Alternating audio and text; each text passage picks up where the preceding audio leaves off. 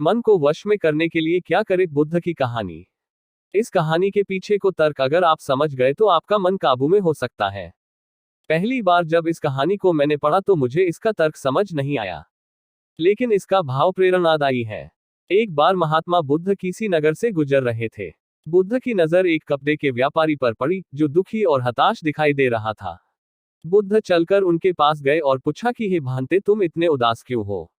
अगर तुम मुझे अपनी चिंता का विषय बताओ तो मैं तुम्हारी कुछ मदद कर सकता हूँ। कपड़े के व्यापारी ने बुद्ध को प्रणाम किया और उनको अंदर बुलाया।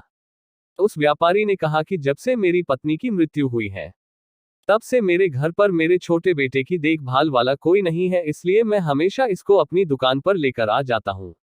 लेकिन मेरी दुकान पर आने वाले हर ग्राहक की पगड़ी को उछालकर फेंक देता है, कभी कभी उनका झोला उठाकर बाहर फेंक देता है। मैंने इसको बहुत समझाया, डांटा, लेकिन यह नहीं समझा।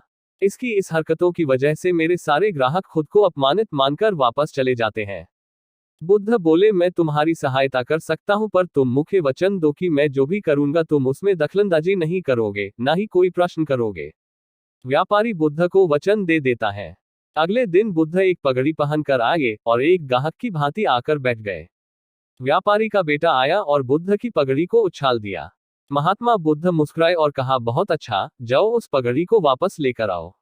वह बच्चा दौड़कर गया और पगड़ी लाकर बुद्ध को दे दी। अगले दिन बुद्ध एक कुल्हाड़ी और एक लकड़ी लेकर आए। उस लड़के ने फिर से उस पगड़ी को उछाल दी। बुद्ध ने उस लड़के को कुल्हाड़ी और लकड़ी दे दी और कहा, जाओ इस लकड़ी को काटो।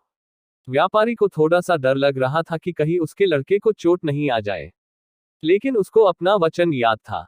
7 दिन तक महात्मा बुद्ध कोई न कोई नया काम लेकर आते और उस लड़के से करवाते। शीघ्र ही वह लड़का भूल गया कि उसको किसी की पगड़ी उछालनी है। व्यापारी बहुत खुश हुआ और बुद्ध को धन्यवाद दिया। मुझे पता है कि इस कहानी का और मन के वश को कोई विशेष संबंध नहीं है, लेकिन पहले आप इस तर्क को समझ लीजिए। अगर हम अपने मन को अपने हिसाब से काम नहीं करवाएंगे तो मन अपने हिसाब से काम करेगा। मन वश में हो सकता है यदि मन को हम अपने अनुसार चलाएं।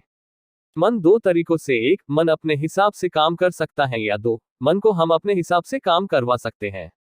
बुद्ध से मिलने से पहले उस लड़के का मन और दिमाग अपने हिसाब अनियंत्रित रूप से काम कर रहा था, लेकिन बुद्ध ने उस लड़के को अपने अनुसार काम करवाए, जिससे उसकी आदत ही बदल गई।